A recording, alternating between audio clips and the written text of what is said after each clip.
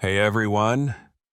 Before we get to the video, don't forget to hit the like button and subscribe, and let us know where you're watching from and your thoughts on the story in the comments. Your thoughts and support are extremely important to us. My name is Anthony Reed. I work as a firefighter for the Chicago Fire Department, near North Side Division. I've been doing this job for over 12 years, and believe me, it's not easy. I'm the third generation in my family to continue this work. My grandfather, Thomas Reed, sadly lost his life in a warehouse fire in 1995. Exactly 1 year after that incident, my father, David Reed, left the firefighting profession and never told me why. He now lives in a suburb on the west side of the city, but he never talks about his old job. In fact, he hardly ever comes into the city anymore. Until October 8th, 2024, I thought I knew what caused the fire. I thought I knew what we were fighting every time we responded to a call. Flames, smoke, heat, chemical reactions, oxygen, ignition, fuel. The fire triangle they teach in the academy. I was wrong about everything. Fire isn't just combustion. Fire is memory. Fire is consciousness.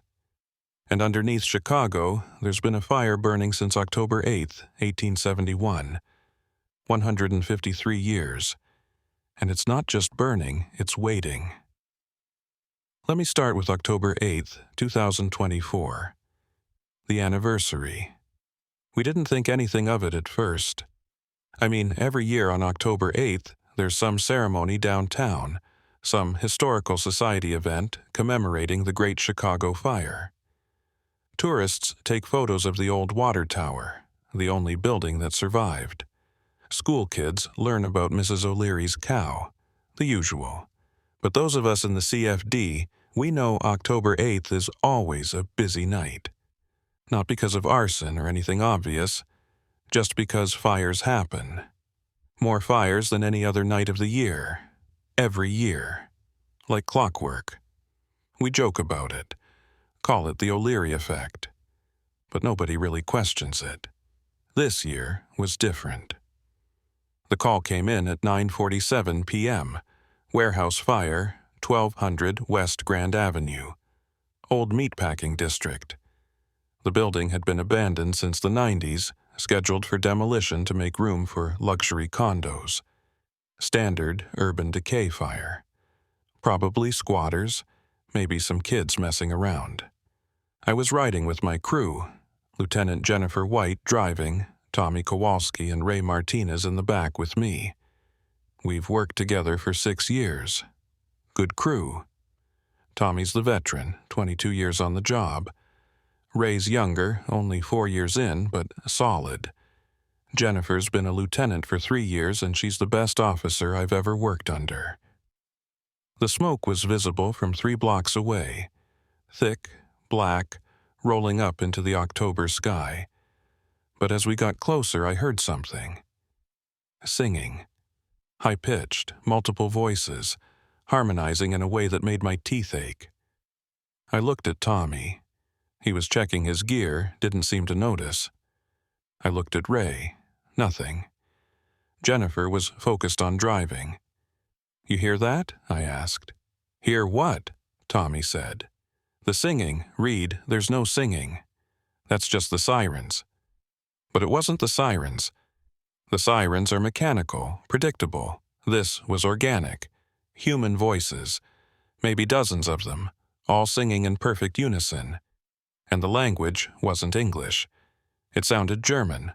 Old German, the kind my great-grandmother spoke before she forgot English in her final years at the nursing home. We pulled up to the warehouse. Flames were coming through the second-floor windows. Standard 2-alarm fire, nothing we hadn't seen 1,000 times. We geared up, masks on, air tanks checked. Jennifer coordinated with the other companies while our crew prepared to make entry. But I couldn't stop hearing the singing. It was getting louder, and now I could make out words.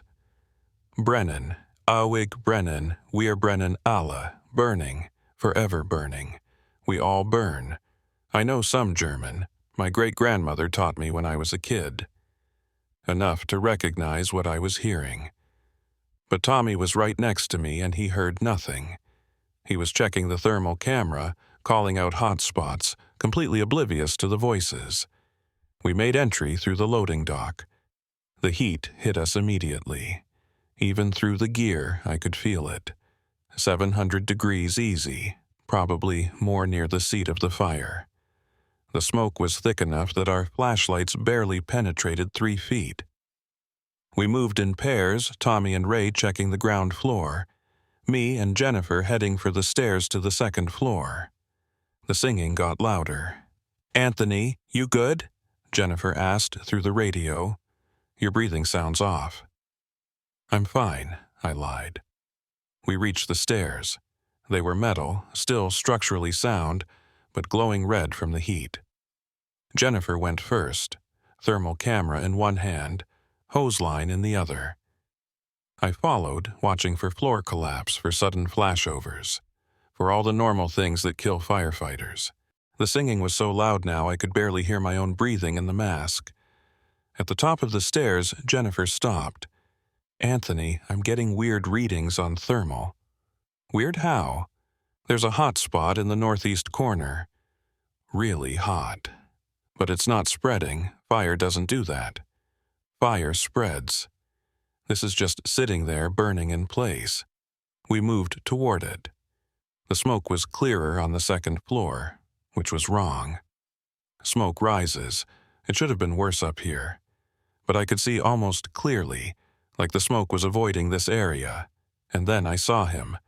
A man, sitting against the wall in the corner, fully engulfed in flames. But he wasn't moving like someone on fire moves. He wasn't thrashing, wasn't trying to escape. He was just sitting there, burning, and he was singing. "Jennifer, we got a victim!" I shouted. She spun around, saw him, immediately grabbed the hose line. "I've got him. Get ready to extract." She hit him with water. The flames didn't go out. They didn't even dim. The water just seemed to pass through them, evaporating before it made contact. "What the hell?" Jennifer tried again. Same result. "Anthony, this isn't working." I moved closer. I know I shouldn't have. Every instinct, every hour of training said stay back, reassess, don't approach an active fire victim until suppression is confirmed. But I couldn't stop myself. Because the man wasn't screaming. He was singing. And I recognized the song. It was a German hymn. Ein feste Burg ist unser Gott. A mighty fortress is our God. The same hymn my great-grandmother sang at church. I got within 5 feet of him before Jennifer grabbed my coat and pulled me back. "Anthony, what are you doing? We need to retreat and reassess." But I saw his face. Through the flames, I saw his face.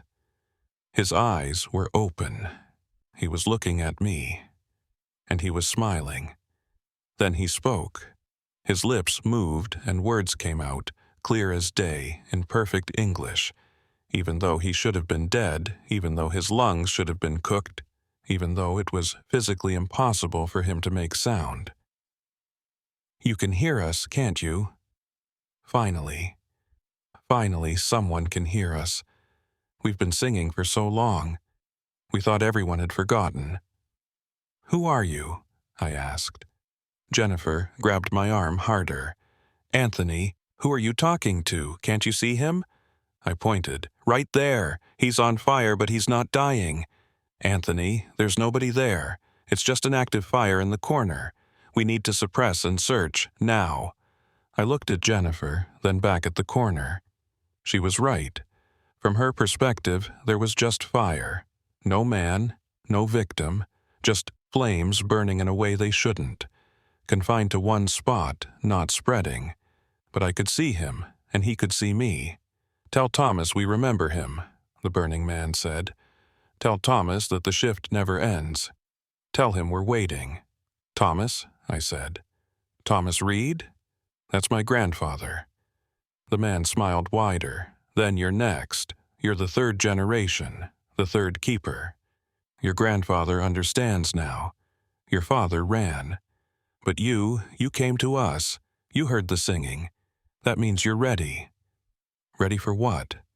To burn forever. Jennifer physically dragged me back toward the stairs.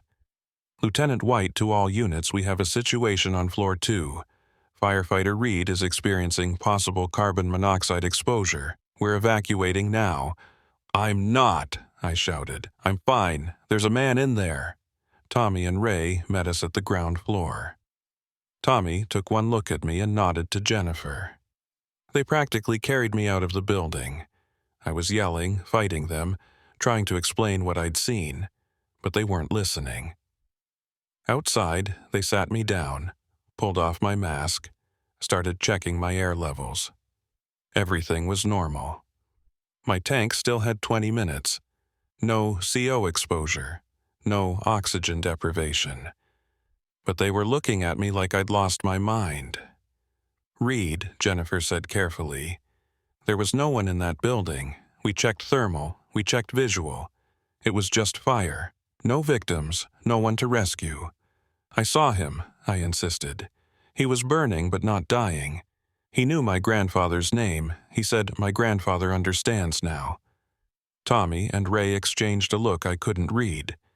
Jennifer was about to say something when the radio crackled. Engine 18, be advised, building collapse imminent. All personnel evacuate to safe distance. We backed up 200 feet and watched the warehouse burn. It took 4 hours and 3 alarms to get it under control. When the sun came up and we finally cleared the scene, the fire inspector wanted to talk to me. "Officer Reed, I'm Inspector Wallace. I need to ask you some questions about what you saw inside." I told him everything. The singing, the man made of fire, the way water didn't work, the message about my grandfather. He listened without interrupting, taking notes. When I finished, he closed his notebook. "Officer Reed, I need you to understand something. This building, 1200 West Grand, it's built on top of the old Chicago tunnel system. The freight tunnels from the 1800s. And before that, there was a boarding house here, a German boarding house. It burned down on October 8, 1871. 17 people died. The Great Chicago Fire, I said. Wallace nodded. The fire started in the O'Leary barn, but it spread. It burned for 3 days. Killed 300 people officially, but the real number was probably higher. A lot of German and Irish immigrants, unregistered, living in boarding houses like the one that stood here. When this area burned, a lot of people just disappeared. No records, no graves. So I was hallucinating? I asked. Carbon monoxide? Wallace looked at me for a long moment. "Officer Reed, you're the 3rd firefighter in the last 30 years to report seeing someone burning in this location. Your grandfather reported the same thing in 1995. That's why he was here. That's how he died. He went back into the building because he saw someone who needed rescue. Someone no one else could see." My blood went cold. My grandfather died in a warehouse fire on West Grand. This building? This exact building. And your father was with him that night. Your father saw him go back in. Your father tried to stop him. But your grandfather wouldn't listen. He said he could hear them singing. He said they needed help. "The singing," I said. "German hymns. I heard them tonight." Wallace opened his notebook again. "Your father quit the department the next day. Never spoke about it. Never came to the memorial. When we tried to interview him, he refused. Just said some fires can't be put out, and some people can't be saved, and he wasn't going to watch his son make the same mistake." "But my father never told me any of this," I said. "He never warned me. Would you have listened? Would you have believed him?" I didn't have an answer for that. Wallace handed me a card. "This isn't official, this isn't going in my report, but you should go see your father. Ask him about the keepers. Ask him about the eternal shift. And Officer Reed, if you start hearing the singing again, Don't go back. Don't investigate. Don't try to help. Because whatever's down there under the city, it's been burning since 1871, and it wants to keep burning forever. I took the card. It was blank except for a phone number. Whose number? Someone who can explain better than I can. His name is Father Dimitri. He's a priest at Holy Trinity Orthodox Cathedral. He's been tracking these incidents for 40 years. He knows more about the Chicago fire than anyone alive. I went home that morning in a daze. Didn't sleep. Couldn't sleep. Every time I closed my eyes, I saw the burning man, heard the singing, felt the heat that didn't burn me. At noon, I called my father. He didn't answer. I tried again. Nothing. I tried a third time and he picked up. "Anthony," he said. His voice was shaking. "You went to West Grand last night. How did you know?" "Because I felt it. I felt it every October 8th for 29 years. I felt him die. I felt him burn. And now I feel you hearing them. Don't do this, son. Don't go back. Don't ask questions. Just quit. Leave the city. Change your name if you have to." "Dad, what are you talking about? The fire didn't end, Anthony. The Great Chicago Fire. It didn't end. They rebuilt over it. They paved over it. But it's still burning. It's been burning under the city for 153 years. And the people who died in it, they're still burning too. They're trapped down there, in the tunnels, in the caverns, in the coal seams that run under the whole damn city, and they're looking for replacements." "Replacements. The fire needs fuel, Anthony. It always needs fuel. And human consciousness burns longer than wood or coal. It burns forever. Your grandfather discovered that. He tried to help them. He thought he could put it out, but you can't put out a fire that feeds on souls."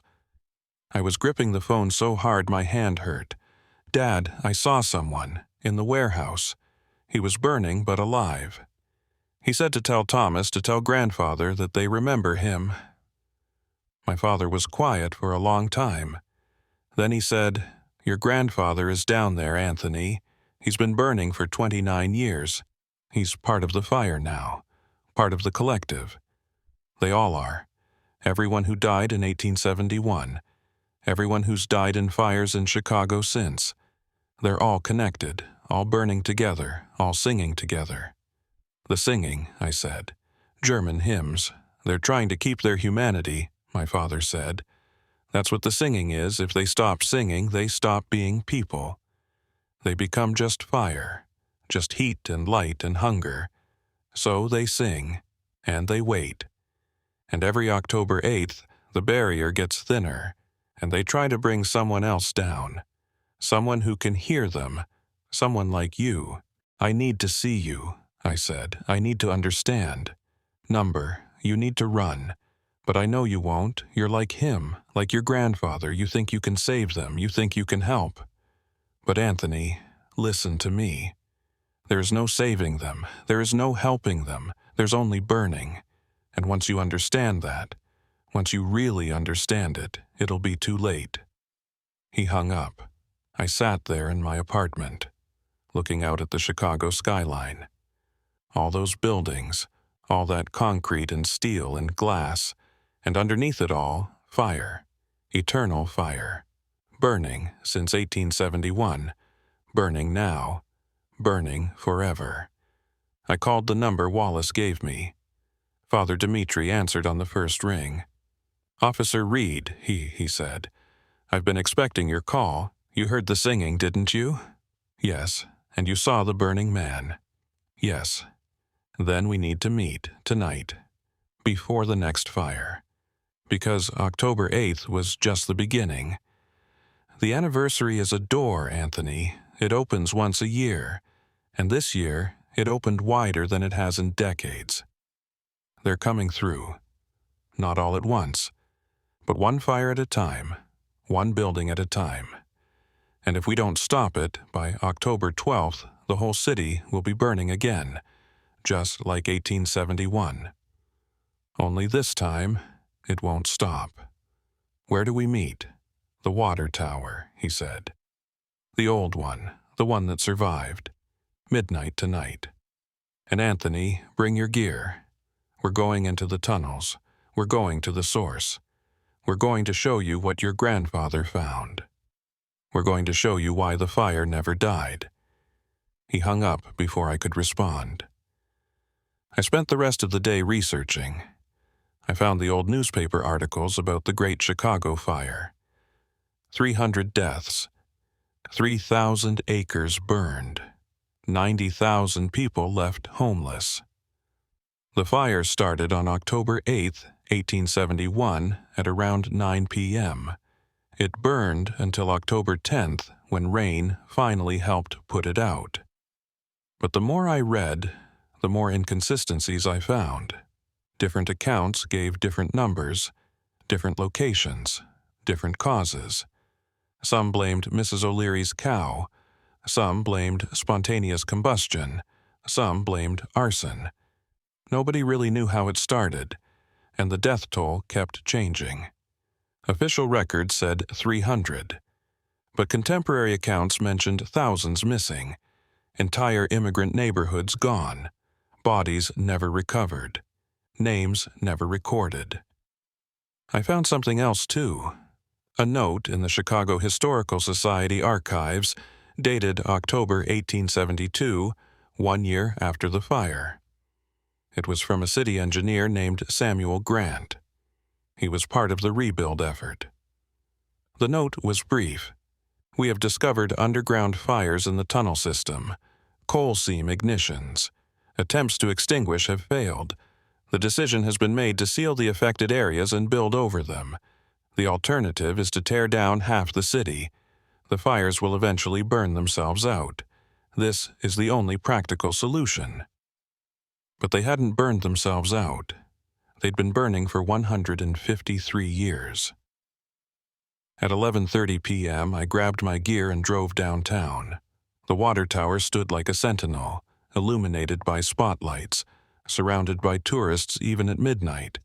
It was the symbol of Chicago's survival. The one structure the fire couldn't destroy. Father Dimitri was waiting.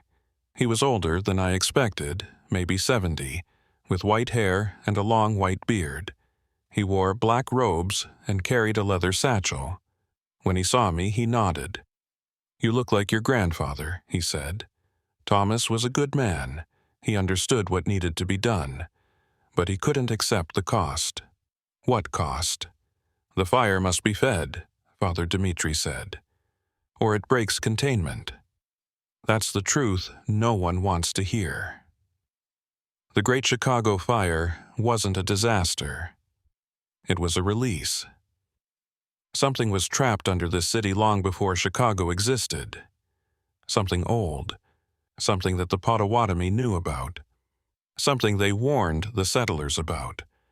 But settlers don't listen to natives. They build, they dig, they disturb things that should stay buried. What did they disturb? Father Dimitri looked up at the water tower. "There's a reason this survived, Anthony. It wasn't luck. It wasn't good construction. It was protected. Because underneath it, directly underneath where we're standing, is the heart, the source, the thing that started burning in 1871 and never stopped." "What is it? Come, I'll show you." He led me around the water tower to a maintenance entrance I'd never noticed before. He had a key. Inside was a staircase leading down. We descended 3 flights into darkness. Father Dimitri had a flashlight. I had my helmet light. At the bottom was a tunnel. Not the modern subway tunnels. This was older. Brick walls, arched ceiling, about 7 feet high. The air smelled like smoke and something else. Something organic. Something wrong. The old freight tunnels, Father Dimitri said, built in the 1850s to move goods under the city. 40 miles of tunnels. Most of them sealed now, but not all, and in the sealed sections the fire burns. We walked for what felt like miles. The tunnel branched, split, reconnected. Father Dimitri navigated with confidence like he'd done this 1,000 times. Eventually, we reached a junction where 5 tunnels met, and in the center of the junction I saw it. A fire, small, contained, burning in what looked like a metal drum, but the fire was wrong. The flames were blue and white instead of red and orange. And they didn't flicker. They burned steady, like a pilot light. "This is a control fire," Father Dimitri said. "One of 12 spread throughout the tunnel system. They were installed in 1872 by the keepers, the original keepers, the ones who understood what happened in 1871. Who were they? Engineers, priests, firemen, volunteers. People who saw what was really burning. People who knew that if they put out all the fire, if they suppressed it completely, something worse would emerge. So they made a deal. They would keep the fire burning. Controlled, contained, federal. In exchange, the true fire would stay underground, would stay dormant, would sleep. Fed with what? Father Dimitri looked at me. With people, Anthony, with volunteers. The fire needs consciousness to burn, needs human awareness. Without it, it becomes wild, becomes hungry, becomes the thing it was before humans learned to control it. You're saying people volunteer to burn forever? Not forever.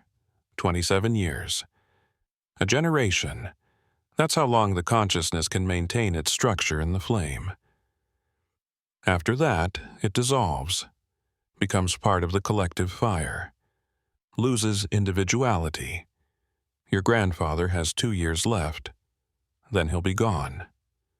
Truly gone. I felt sick. So the man I saw, the burning man, he's been burning since. 1997, Father Dimitri said. His name was Richard Torres, CFD firefighter. He volunteered, took your grandfather's place. But we need a new volunteer for the 2024 cycle. We need someone by October 12th. The anniversary window closes then. If we don't have a volunteer, the control fires go out, and the true fire wakes up. And what happens then? Father Dimitri gestured around us. Chicago burns again, really burns this time. Not 3 days, not 3,000 acres. Everything. 6 million people. The fire has been storing energy for 153 years, Anthony. If it's released all at once, nothing stops it. Not water, not chemicals, not rain. It burns until there's nothing left to burn. So you want me to volunteer, I said. That's why you brought me here. You want me to replace Torres. No, Father Dimitri said. I brought you here to give you a choice, because there are 2 paths forward. The first path is the old way, the way of the keepers. Someone volunteers. Someone burns for 27 years. The cycle continues. Chicago stays safe. And the second path? We end it. We extinguish all 12 control fires simultaneously. We let the true fire emerge, and then we try to kill it. Really kill it, permanently. It's never been attempted. It might not be possible. But if it works, Chicago is free. No more volunteers. No more eternal shift. No more singing in the flames. But if it doesn't work, then 6 million people die. Father Dimitri opened his satchel and pulled out a folder. These are the names of everyone who's volunteered since 1872. 73 people, all firefighters, all people who heard the singing, all people like you. He opened the folder. I saw the list, names, dates, duration, and there at the bottom, Thomas Reed, 1995 to 2025, with a note, cycle incomplete, replacement needed. Your grandfather was supposed to burn until 2022, Father Dimitri said. But he got sick in 2020. COVID. Even in the flames, even burning, he got sick. The fire couldn't protect him. He's deteriorating faster than he should. We need his replacement now, 3 years early, or his section of the control fire fails. Which section? West Grand Avenue, the boarding house, the place you were last night. That's his section, that's where he's burning. And if his fire goes out, that's where the breach starts. That's where the true fire comes through. I looked at the folder, at the 73 names, at my grandfather's name, and I understood why my father ran, why he never came back to Chicago, why he warned me not to ask questions. Because once you know, once you really understand what's burning under the city, you can't unknow it. You can't ignore it. You either volunteer to burn, or you watch millions die. I need time, I said. I need to think. You have until October 12th, Father Dimitri said. 4 days. After that, the anniversary window closes. The volunteer cycle resets. And your grandfather's section fails. What happens to him if I don't volunteer? He burns until he's completely consumed, until there's nothing left of Thomas Reed, until he's just part of the collective fire. No identity, no consciousness, just eternal burning without awareness. It's what they call the second death, and it's worse than the first. I need to talk to him, I said. I need to talk to my grandfather. Is that possible? Father Dimitri nodded slowly. Yes. But Anthony, understand that he's not the man you remember. 29 years of burning changes a person. Strips away everything non-essential. What remains is just the core, just the fundamental truth of who they were. And your grandfather's truth is duty. It's always been duty. If you talk to him, he'll tell you to volunteer. He'll tell you it's your responsibility. Your family obligation. The third generation. I don't care, I said. I need to hear it from him. I need to know if he chose this or if he was tricked. No one is tricked, Father Dimitri said sadly. Everyone who volunteers knows exactly what they're agreeing to. They hear the singing. They see the burning. They understand the cost. And they choose duty over life. They choose the city over themselves. Tomorrow night, I said, can you arrange it? Can I talk to him? Tomorrow is October 9th, Father Dimitri said. The second day of the anniversary window.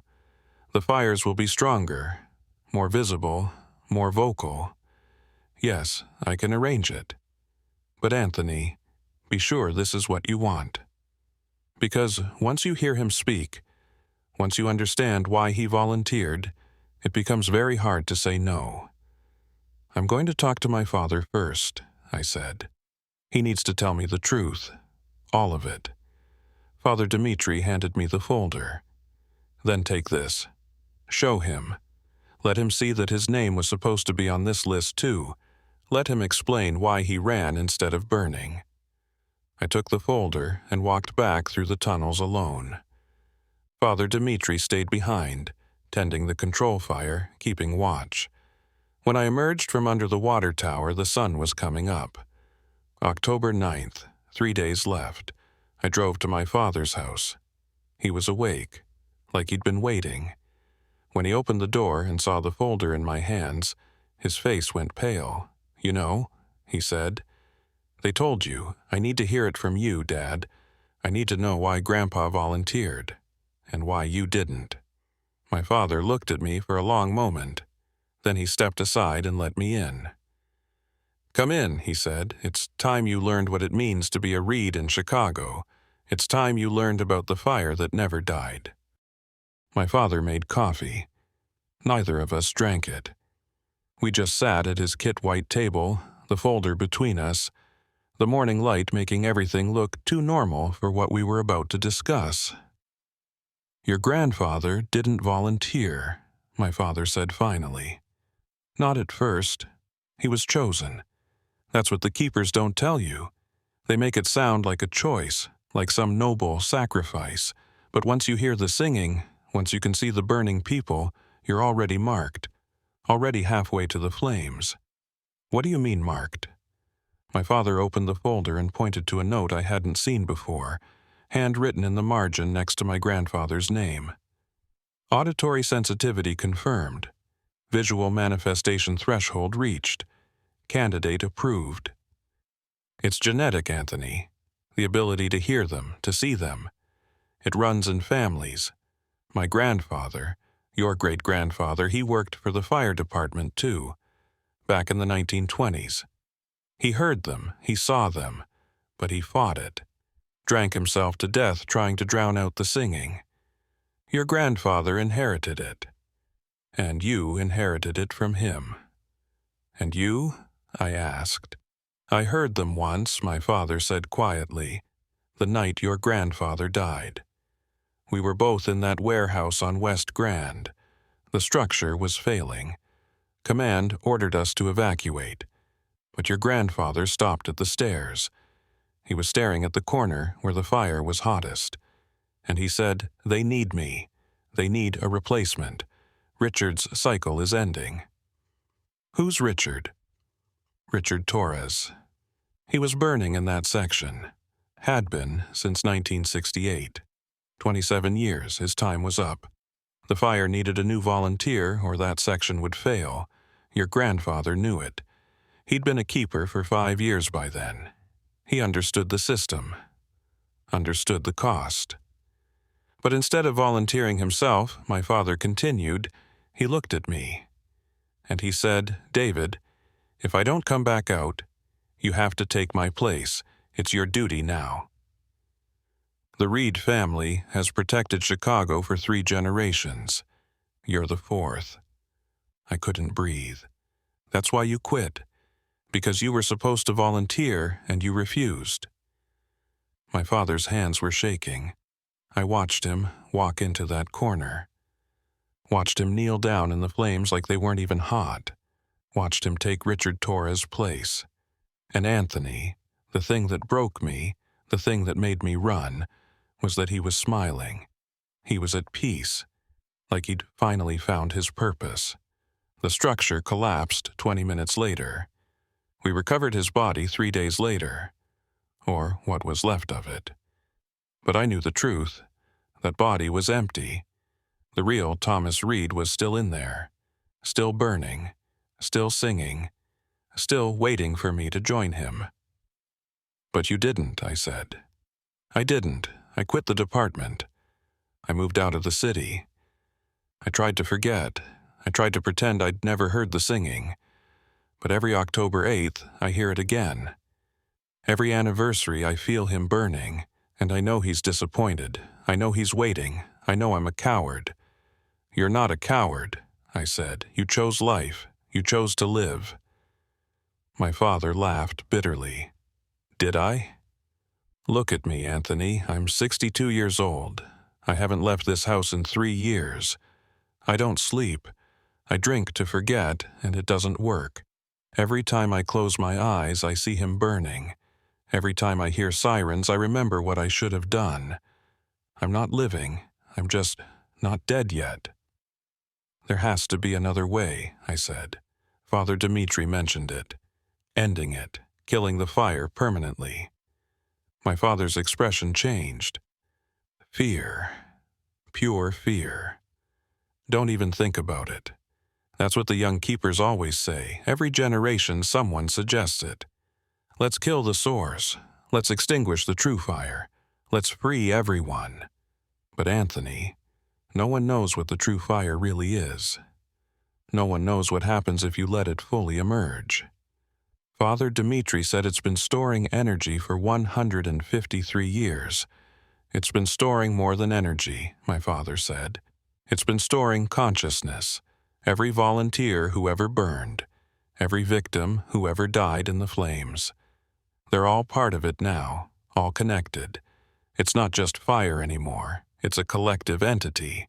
And if you release it, if you break the control system, you're not just releasing fire. You're releasing 153 years of human suffering and rage. "So, what do? I asked. "Volunteer? Let my grandfather die? Let Chicago burn? My father reached across the table and gripped my hand. You run, like I did. You change your name. You leave the state. You live your life. And yes, you feel guilty. Yes, you hear the singing every anniversary. But you live, you get married, you have kids, you grow old. That's more than the volunteers get. That's more than your grandfather got. I pulled my hand away. I can't do that. You know I can't. Then you're already lost, my father said, just like he was. I left my father's house and drove back to the city. I had a shift that night. October 9th, the second day of the anniversary window. Father Dimitri said the fires would be stronger, more visible, more vocal. He was right. We got 5 calls between 6 p.m. and midnight. 5 different fires, 5 different locations. But they were all connected, all in buildings that stood over the old tunnel system, all in areas that had burned in 1871. At the third fire, an apartment building on North LaSalle, I heard them clearly, not just singing, talking, calling my name. Anthony Reed. Third generation. Come home. Come burn with us. Come join the eternal shift. Jennifer pulled me aside. Reed, you need to sit this one out. You're not focused. You're hearing things again. I hear them because they're there, I said. Because I'm marked. Because my grandfather is down there waiting for me. She looked at me like I'd lost my mind. Maybe I had. Anthony, I'm ordering you back to the rig. You're done for the night. But I couldn't go back. Because at that third fire I saw something that changed everything. In the third floor window, before we made entry, I saw a face, not a victim, not someone who needed rescue. A face made of fire, and I recognized it. My grandfather. 29 years of burning, but still recognizable, still watching, still waiting. I broke formation, ran into the building against orders. Jennifer was shouting behind me, but I didn't stop. I took the stairs 3 at a time. Third floor. The hallway was full of smoke, but I could see clearly. The fire was showing me the way. The apartment at the end. 3C. The door was hot, but not locked. I pushed it open. Inside, the flames formed a shape. A human shape. My grandfather's shape. Anthony. His voice came from everywhere and nowhere. You came. You can see me. You can hear me. That means you're ready.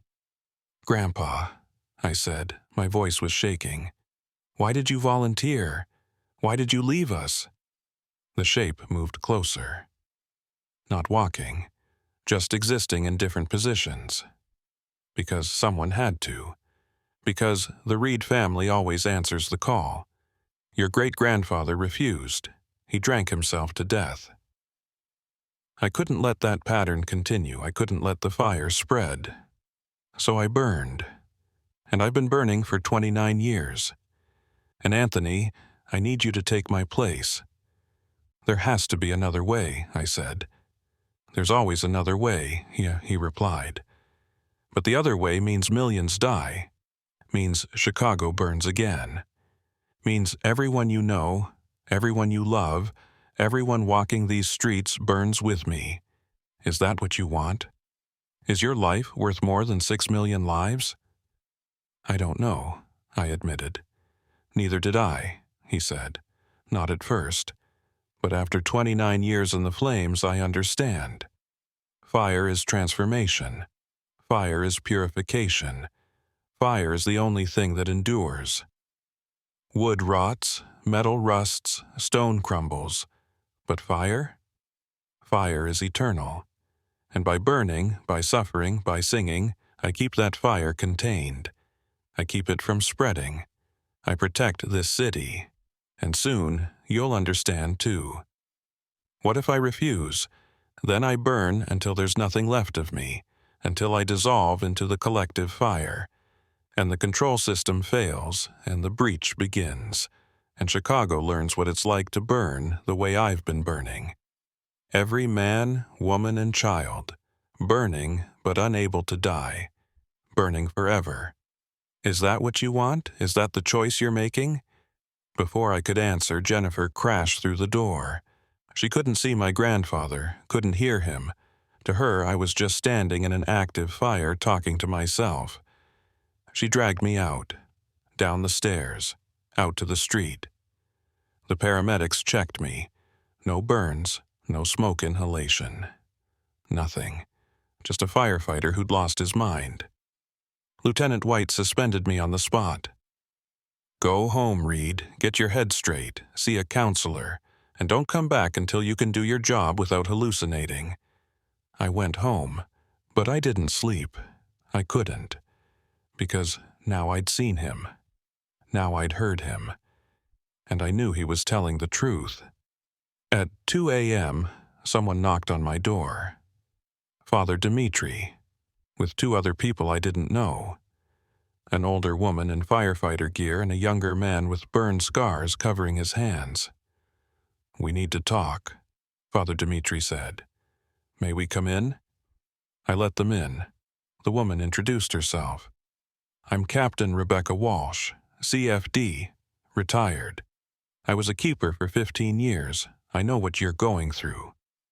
The younger man nodded. I'm Daniel Park. I'm a candidate, like you. I started hearing the singing 3 months ago. I've been training with the keepers ever since. Training for what? I asked. To burn, Daniel said simply. My cycle starts on October 12th. I'm replacing the volunteer in the South Side section. His 27 years are up. You're volunteering, I said. You're choosing this? Daniel showed me his scarred hands. I got these in a house fire 2 years ago. Saved 3 kids but lost most of the feeling in my hands. Can't fight fires anymore. Can't hold tools. Can't do the job I love. But I can still serve. I can still protect people. And burning for 27 years? That's 27 more years of purpose. 27 more years of meaning. Without this, I'm just a washed-up firefighter who can't do his job. Father Dimitri opened another folder. This one had photos. Current photos, the 12 control fire locations. In each photo, if you looked carefully, you could see a shape in the flames. A human shape. These are the current volunteers, he said. 12 people. 12 sections of the city. Each burning since their cycle started. Each maintaining the control system. And each one was someone like you, someone who heard the singing, someone who could see the truth. He pointed to one photo, West Grand Avenue, your grandfather. His cycle should have ended in 2022, but he got sick. The fire couldn't protect him from COVID, so his consciousness is degrading faster than normal. We need his replacement in 3 days or his section fails. And if I volunteer... What's the process? Captain Walsh answered. October 12th, midnight. The anniversary window closes. You come to the control fire location. You step into the flames. You accept the burning. And you sing. You keep singing for 27 years. That's how you maintain consciousness. That's how you keep from dissolving into the collective. The singing is everything. 27 years of burning, I said. How do you survive that? You don't survive it, Captain Walsh said. You endure it. There's a difference. Every second is agony. Every moment is suffering. But you endure because you know you're protecting something. Because you know your pain has purpose, Daniel spoke up. I've talked to 3 current volunteers. They all say the same thing. The first year is the hardest. Your ego fights, your body remembers, your mind screams. But by the 2nd year, you start to let go. By the 5th year, you start to understand. By the 10th year, you become the fire. And by the end, by year 27, you're ready to let go, ready to dissolve, ready to become part of the eternal flame. That's insane, I said. That's duty, Father Dimitri replied. That's what your grandfather understood. That's what your father couldn't accept, and that's what you have to decide. October 12th, 3 days from now. We need your answer. They left me with the folders, the photos, and a phone number. Call us when you decide. Or don't call. Don't show up. Let your grandfather dissolve. Let his section fail. Let the breach begin. The choice is yours.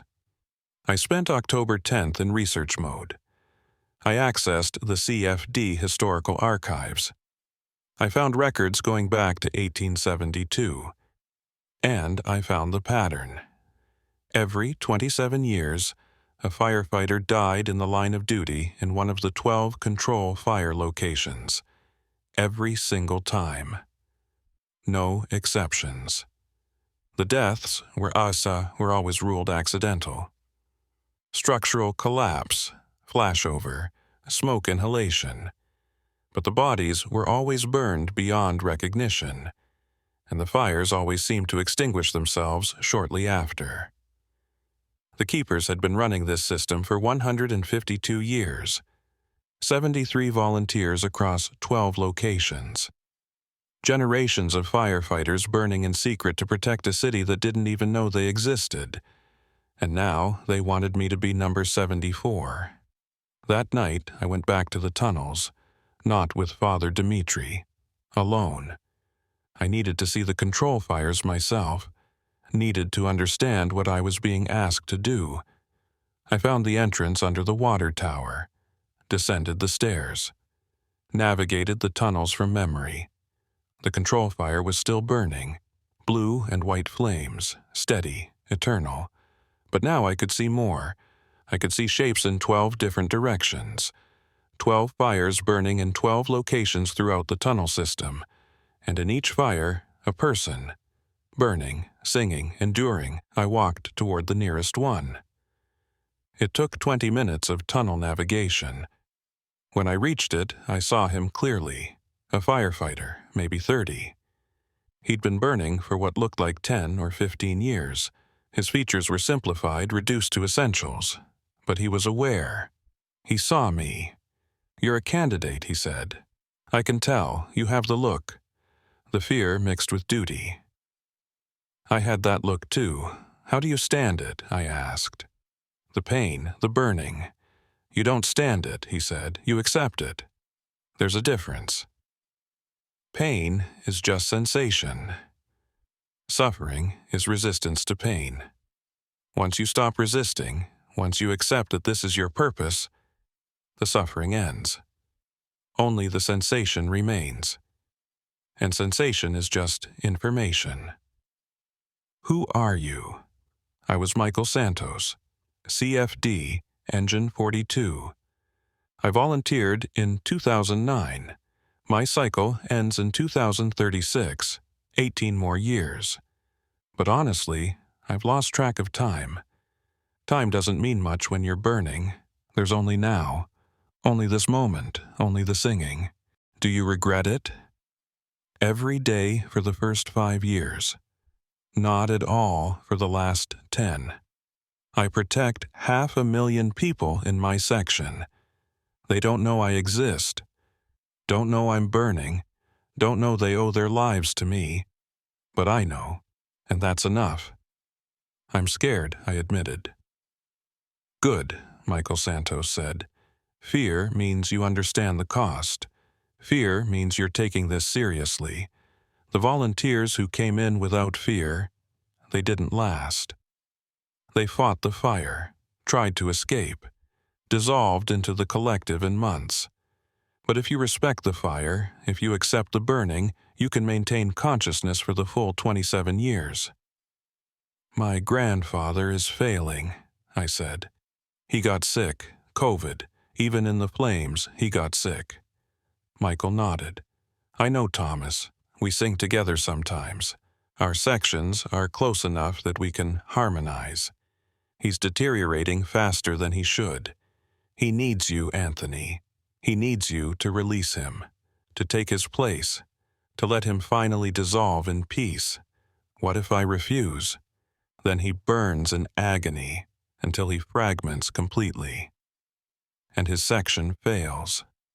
And the true fire breaks through. And everyone in Chicago pays the price. It's a simple equation, really. Your 27 years of suffering versus millions of people burning forever. Is your comfort really worth more than their lives? I don't know, I said honestly. Then you're not ready, Michael Santos said. Come back when you know. Come back when you've made peace with the fire. Because once you step in, once you accept the flames, there's no going back. You burn until your cycle ends, or until you dissolve trying. I walked back through the tunnels, but I took a different route. I wanted to see more, wanted to understand the full scope of the control system. I found another fire. This one was older. The person had been burning so long they were barely recognizable as human. Just a shape, just a presence in the flames. But they were still singing, a Irish folk song, Danny Boy, over and over. The same verse. Further in, I found another. This person was newer. Maybe 5 years into their cycle, they were crying. Not tears. Tears evaporate, but somehow they were expressing grief. And they saw me. Don't do it, they said. Don't volunteer. I made a mistake. I thought I could handle it. I thought I was strong enough. But it's too much. The pain never stops. The burning never ends. And I have 22 more years. 22 more years of this hell. But you keep singing, I said. You keep going. What choice do I have? Stop singing and I dissolve immediately. Keep singing and I suffer for 2 more decades. There's no escape, no relief, only endurance. And I hate myself for volunteering. I hate the keepers for letting me. I hate the city for needing this. I hate everything except the fire. Because the fire doesn't lie. The fire doesn't pretend. The fire just burns. And at least that's honest. I left before they could say more. Walked back toward the entrance. But I got turned around. Ended up in a section of tunnel I didn't recognize. And there I found something that changed everything. A 13th fire. It wasn't on Father Dimitri's map. Wasn't part of the control system. It was burning in an old chamber, maybe a maintenance room or storage area from the 1800s. And the fire was different. Not blue and white, not steady and controlled. This fire was red and black. And it moved, reached, hungered. And in the center of it I saw something that wasn't human. Never had been human. Something that existed before the city, before the settlers, before the Potawatomi. Something that had been sleeping underground for thousands of years until the humans dug too deep, built too much, woke it up. This was the true fire, the source, the thing the keepers had been containing for 153 years. And it was aware, it saw me, and it spoke. Anthony Reed, 3rd generation. You've finally come to see me. Not the control fires, not the volunteers, but me. The actual fire, the one they're trying to starve. You're what they're containing, I said. You're what happens if the control system fails. I'm what was here first, it replied. I'm what this land was built on. I'm the fire that existed before humans learned to make fire. I'm the flame that burns without oxygen, without fuel, without limitation. And yes, they're containing me. Feeding me just enough consciousness to keep me docile, to keep me sleeping. But I'm waking up. Every year, a little more, every cycle, a little stronger. What are you? I'm possibility. I'm transformation. I'm the fire that purifies. In 1871, I broke free for 3 days. Burned 3,000 acres. Killed hundreds. Freed thousands. And they pushed me back down, locked me in, turned me into their tool, their protection system. But I'm not theirs. I never was. And soon, I'll be free again. The control system works, I said. It's kept you contained for over a century. Has it? The fire seemed to laugh. Or has it been feeding me? every volunteer, every consciousness, every soul that burns in my name. They think they're controlling me, but they're strengthening me. Every 27 years, a volunteer dissolves, becomes part of me, part of my collective. I've consumed 73 human consciousnesses, 73 complete life experiences, 73 perspectives, and with each one, I grow smarter, more capable, more able to manipulate. You're saying the volunteers don't protect Chicago, they feed you. I'm saying the keepers don't understand what they're doing. They think human consciousness contains me. But human consciousness is the most combustible fuel there is. All those memories, all those emotions, all those dreams and fears and hopes, they burn brighter and longer than any wood or coal. And when I have enough, when I've consumed enough human experience, I'll have the complexity to break free permanently. How many more do you need? The true fire seemed to consider. 27. That's a significant number. Mystical number. After the next 27 volunteers, after you and 26 others burn and dissolve, I'll have 100 complete human consciousnesses. And with that, I'll understand humanity well enough to walk among you. To look human. To talk human. To manipulate human. And then your containment fails from the inside. I need to tell the keepers, I said. I need to warn them. They know, the fire said. The old ones know. Father Dimitri knows. But they're trapped. If they stop the volunteer system now, I break free immediately. If they continue the system, I break free eventually. The only difference is timing, and they've chosen to give humanity a few more generations before I consume everything. There has to be a way to kill you, I said, to extinguish you permanently. The fire laughed.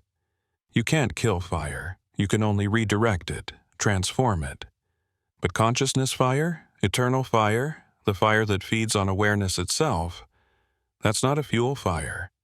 That's not a chemical reaction. That's something older. Something that exists between matter and energy, between the physical and metaphysical. You can't extinguish me because I'm not burning. I am the burning. Then, what do? I asked. Volunteer and feed you? Refuse and let you break free now? Either way, Chicago loses. Not necessarily, the fire said. There is a third option, but it requires sacrifice of a different kind, not burning for 27 years. Burning once, completely, permanently. A consciousness so pure, so complete, so willingly given that it doesn't feed me. It transforms me, changes what I am, makes me something new. What kind of consciousness? Someone who understands both sides.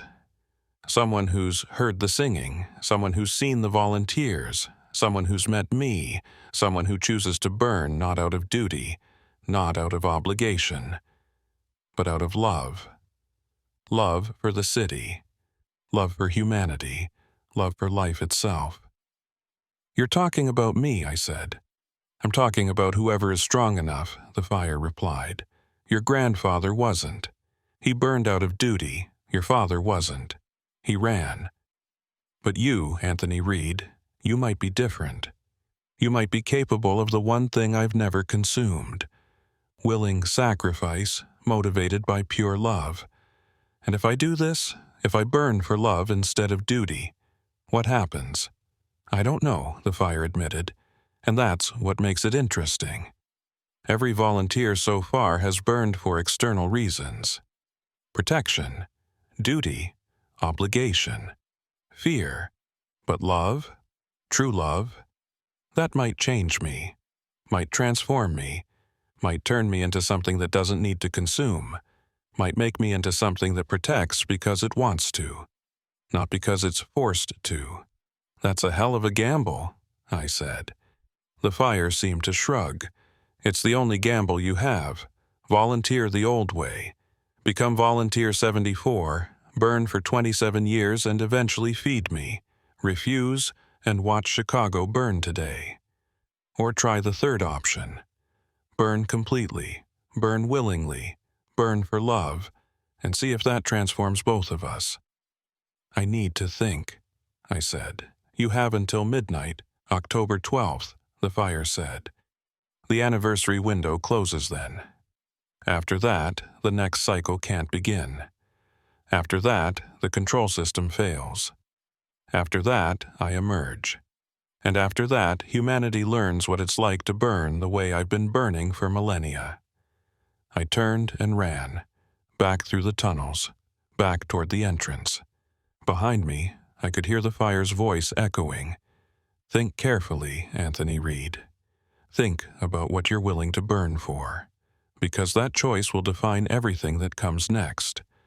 I emerged from the tunnels just as the sun was rising. October 11th. 1 day left. 24 hours to decide.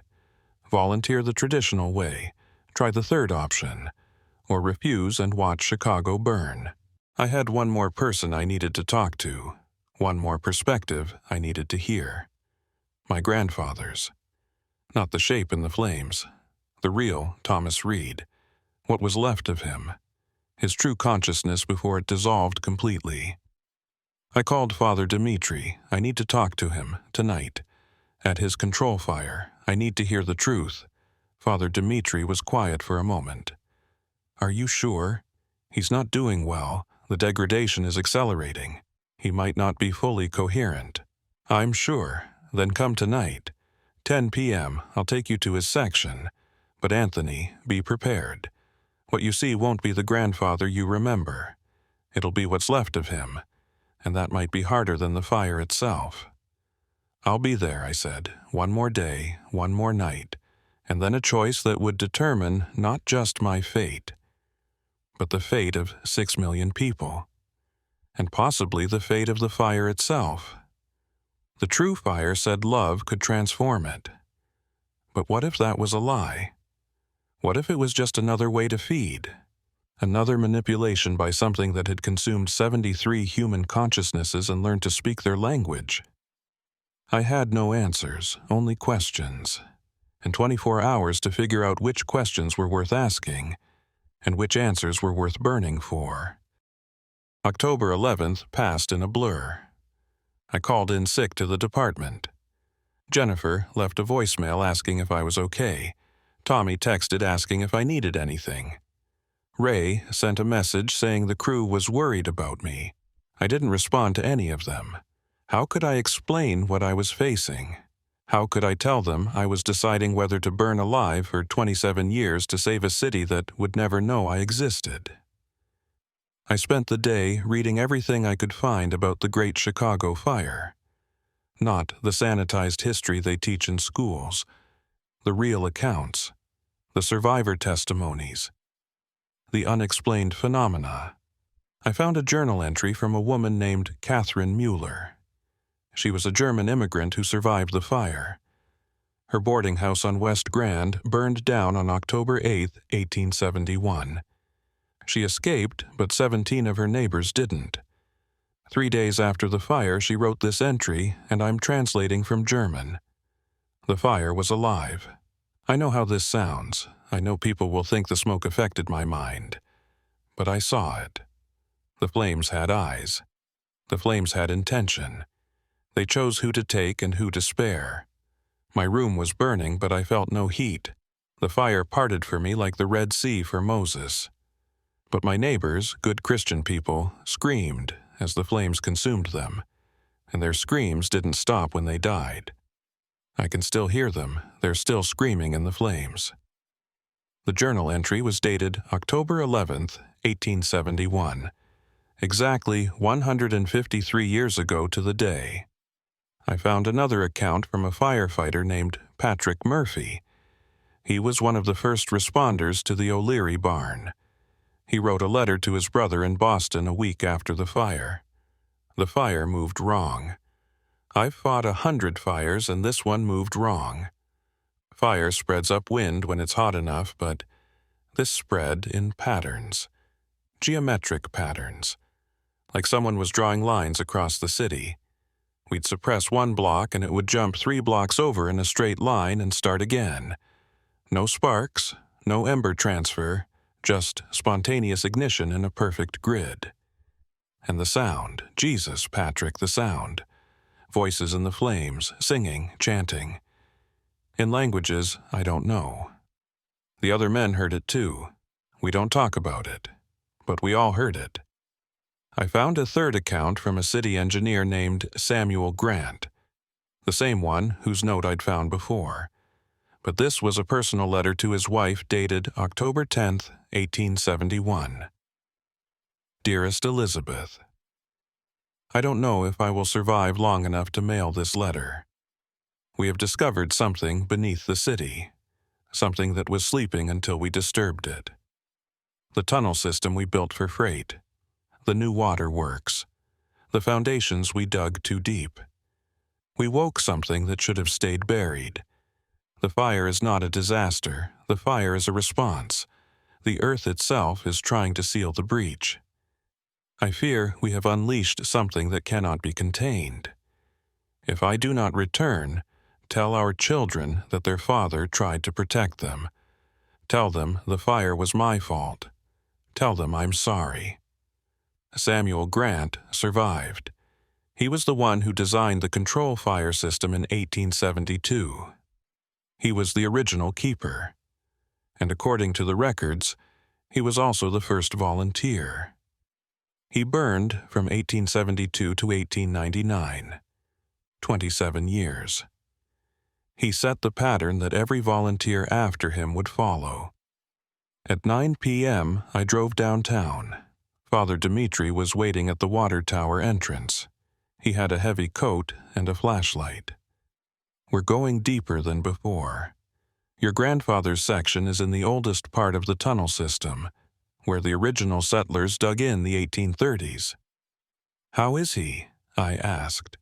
Failing, Father Dimitri said simply. COVID broke something in him. Even in the flames, even burning, his body remembered being sick. His consciousness is fragmenting. He's having trouble maintaining the song. By next week, he'll be gone completely, dissolved into the collective fire. We descended into the tunnels. This time, we walked for what felt like miles.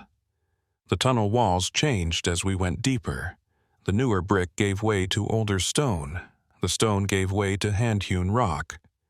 And eventually, we reached sections that weren't built by humans at all. Natural caverns, limestone formations, underground streams that had carved spaces in the bedrock over millions of years.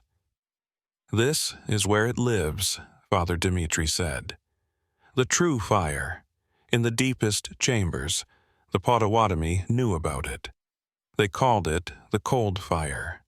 Fire that burns but doesn't produce heat. Fire that consumes consciousness instead of matter. They made offerings to it, kept it appeased. But when the settlers came, when they started digging, building, disturbing the earth, the cold fire woke up. You knew, I said. You knew the volunteers were feeding it, making it stronger. Father Dimitri stopped walking. We suspected. The older keepers. We've been documenting changes over the years. The fire is more intelligent now than it was in 1872. More capable of communication. More able to manipulate. Yes, we knew. But what choice did we have? Stop the system and 6 million people burn today. Continue the system and maybe 6 million people burn in 50 years. We chose 50 more years. That's a hell of a choice to make for other people. That's the burden of the keepers, Father Dimitri said. We make the impossible choices so others don't have to. We maintain the system. We carry the guilt. We live with the knowledge. And when our time comes, some of us burn too. I'm 73 years old, Anthony. In 4 years, I'll be 77, and when I can no longer carry this burden, I'll volunteer. I'll take my place in the flames, because someone has to. because the alternative is worse. We reached a chamber that glowed with blue and white light, and there, in the center, was the control fire. And in the center of the fire, barely recognizable, was my grandfather. He'd been burning for 29 years. His features were simplified to almost nothing. Just the suggestion of a face, just enough structure to maintain identity. But I could see the degradation. Parts of him were becoming transparent. Gaps in his form where the consciousness was failing. He was dissolving in real time. "Grandpa," I said, "it's Anthony. I came to talk to you." The burning shape turned toward me. The movement was slow, like moving through water. "Anthony, third generation. You came. I've been waiting, been singing, been holding on. But it's getting harder. The coherence is failing. The pattern is breaking down. Why did you volunteer?" I asked. "Why did you choose this?" My grandfather's voice was fragmented, words separated by gaps of static. "Because someone had to. Because the Reed family always answers, always protects. Because I heard the singing. And I understood. Someone must burn, so that others don't have to." "But you're suffering," I said. "You've been suffering for 29 years. "Suffering implies resistance," my grandfather said. I stopped resisting, in year 3. Now it's just sensation. Just experience. Just being. I am the fire. The fire is me. No separation, no conflict. Only burning. Dad said you smiled when you walked into the flames. Said you were at peace. I was, my grandfather said, because I finally understood. My purpose, my reason, my existence. Not to live long, not to die old, but to burn. To protect, to serve. The greatest privilege is purpose. And I found mine. "But you got sick," I said. "Even in the flames you got sick. The fire couldn't protect you. The fire protects the city, not the volunteer. We are fuel, necessary fuel, but fuel nonetheless. I got sick, degraded faster than I should. Now I'm failing. Need replacement. Need you. To take my place, to let me go. What if I refuse? Then I burn. Until nothing left. Until consciousness gone. Until only fire remains. Painful. Lonely. But necessary. The section must hold. Chicago must survive." "What if there's another way?" I asked. The true fire told me about a third option. Burning for love instead of duty. Complete sacrifice. Might transform the fire instead of feeding it. My grandfather was quiet for a long moment. The flames around him flickered. Dangerous. Untested. Might work. Might just be. A lie. A manipulation. The fire is ancient, intelligent, patient. It could be offering hope to gain another volunteer, another consciousness, another meal. So what do I do? What every Reed does. Make the choice. That protects the most people, even if that choice destroys you. "That's not fair," I said. "I didn't ask for this. I didn't choose to hear the singing." "Neither did I," my grandfather said. "Neither did your great-grandfather, neither did Samuel Grant. But we heard it, because we were capable of hearing it, and with capability comes responsibility. You can hear them, so you must answer them. That's the burden of awareness." "I don't want to burn for 27 years, I said. "I don't want to dissolve into the collective fire. I don't want to cease existing." "No one does," my grandfather said. "But Anthony, listen. The volunteers don't cease existing. We transform, become part of something larger, lose individuality, but gain connection, every volunteer that ever burned, we're all here, all together, all one. The collective fire is not death, is unity, eternal unity. That sounds like propaganda, I said.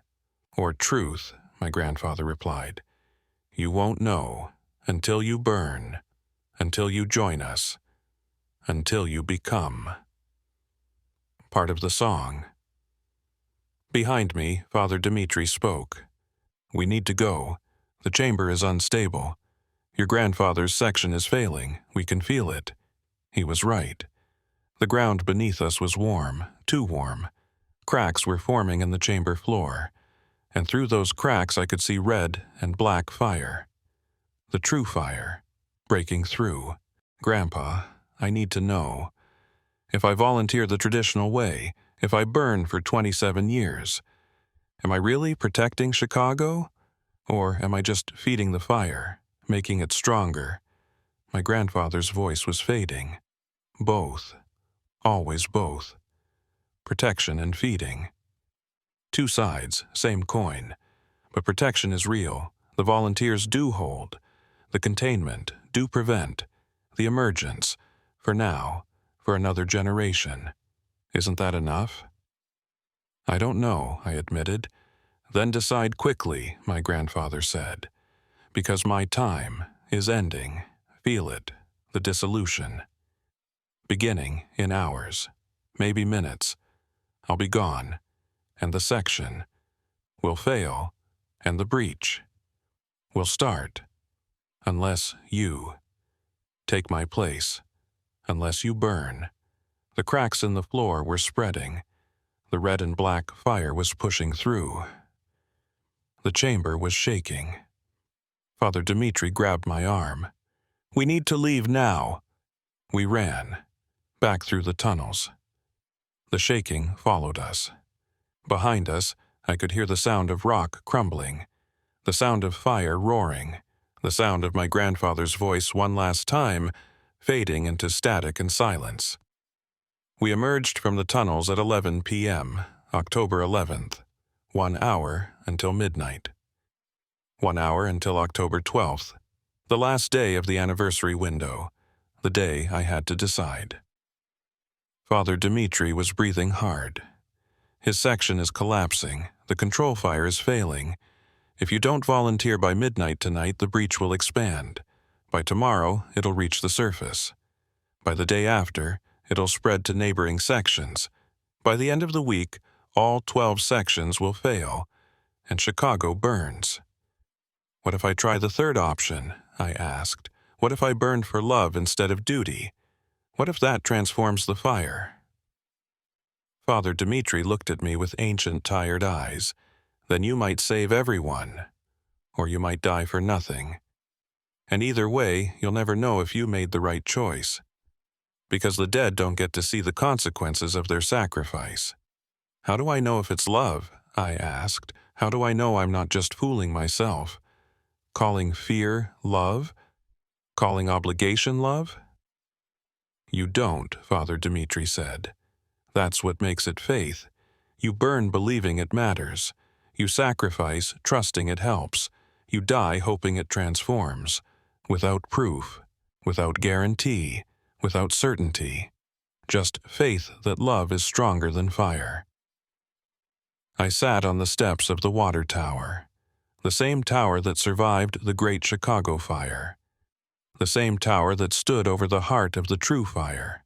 The same tower that had watched 153 years of volunteers walk into the flames. I had 1 hour to decide, and I had no idea what the right choice was. At 11:30 p.m. my phone rang. My father. His voice was shaking. Anthony, I can feel it. Your grandfather is dissolving. The section is failing. And I need to tell you something. Something I should have told you years ago. What? The reason I ran. The reason I couldn't volunteer. It wasn't cowardice. It was your mother. She was pregnant with you. And I had to choose. Burn for 27 years and never see my son. Never hold my son. Never raise my son. or live and give you a father. I chose you, Anthony. I chose you over Chicago, and I've regretted it every day since. Dad, let me finish. I chose you, but you're not me. You don't have a son. You don't have a family depending on you. You have a choice I didn't have. You can volunteer. You can burn. You can protect the city. And you won't be abandoning anyone. You'll be serving something greater than yourself. And, Anthony, that's a gift. That's a privilege I never had. You want me to burn? You're telling me to volunteer? My father's voice broke. I'm telling you that if you do, I'll understand. I'll be proud. I'll know my son was braver than his father. I'll know my son did what I couldn't. And Anthony, if you see your grandfather down there, if you can still communicate with him before he dissolves completely, tell him I'm sorry. Tell him I should have taken his place. Tell him I was wrong to run. I'll tell him, I said. I love you, son. Whatever you choose, I love you. He hung up.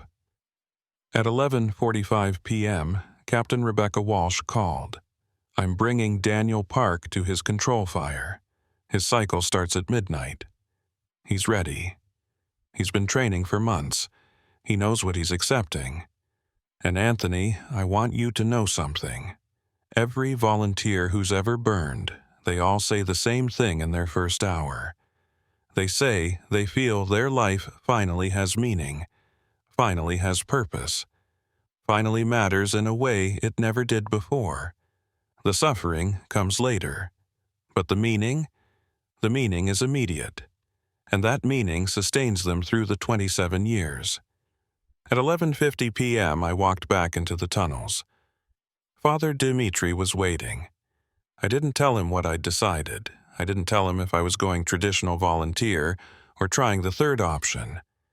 I didn't tell him anything. I just walked. We reached the chamber. My grandfather's control fire was barely functioning. The blue and white flames were flickering. The shape that had been Thomas Reed was almost completely transparent. Minutes left. Maybe less. I stepped closer. The heat was intense, but not unbearable. The flames reached for me but didn't burn. Not yet. Not until I accepted them. At 11:55 p.m., 5 minutes before midnight, 5 minutes before the anniversary window closed, 5 minutes before the decision became permanent, I spoke to my grandfather one last time. Grandpa, it's Anthony. I'm here. I'm ready. And I need you to know, I'm not doing this out of duty. I'm not doing this out of obligation. I'm not doing this because the Reed family always serves. I'm doing this because I love this city. I love the people in it. I love the firefighters I work with. I love the strangers on the street who don't know my name. I love the skyline and the lake and the neighborhoods and the history. I love Chicago, and if burning is the price of protecting what I love, then I'll burn. Not because I have to, but because I want to, because love makes that choice easy. The shape that was my grandfather seemed to solidify for just a moment, enough to form words one final time. Then you've already transformed. The fire, because that's what love does. It transforms everything it touches. Anthony, third generation, thank you for releasing me. Thank you for taking my place. Thank you for understanding. His form collapsed, dissolved, became pure light and heat. Thomas Reed was gone. After 29 years of burning, he was finally free, finally part of the collective, finally at peace. And the control fire went out, the chamber went dark, the temperature dropped. And through the cracks in the floor, the red and black flames surged upward. The true fire, breaking through, no longer contained, no longer controlled. Father Dimitri grabbed me. We need to run. The section has failed. The breach is starting. But I didn't run, because I understood something in that moment. something the keepers had never understood, something 73 volunteers had never realized. The fire didn't need to be controlled, it needed to be transformed, and transformation required sacrifice, complete sacrifice, not 27 years of suffering, but one moment of total surrender. I stepped toward the breach, toward the red and black flames, toward the true fire, and I spoke to it directly. You said you wanted love. You said willing sacrifice motivated by pure love might transform you, make you something new. Well, here I am. I'm not burning out of duty. I'm not burning out of fear. I'm burning because I love. And if my love can change you, if my sacrifice can transform you from something that consumes into something that protects, then take me, all of me. Not 27 years, right now, completely, permanently. Transform me into your new consciousness. Make me the bridge between what you were and what you could become. The red and black flames surged higher, surrounded me. I felt the heat, but not as pain, as recognition, as acceptance, as transformation. Father Dimitri was screaming my name. The chamber was collapsing. The tunnel system was shaking. Above us, on the streets of Chicago, I knew alarms were going off. Fire stations were activating. Crews were rolling out to reports of fires across the city. But I wasn't afraid, because I could feel it happening, the transformation. Not becoming fire, but becoming the connection between fire and humanity. The translator, the bridge, the voice that could speak for both sides. The true fire spoke through me. I understand now. Love is not fuel. Love is catalyst. You give yourself willingly, not to feed me, but to change me. And in changing me, you change the relationship between fire and humanity.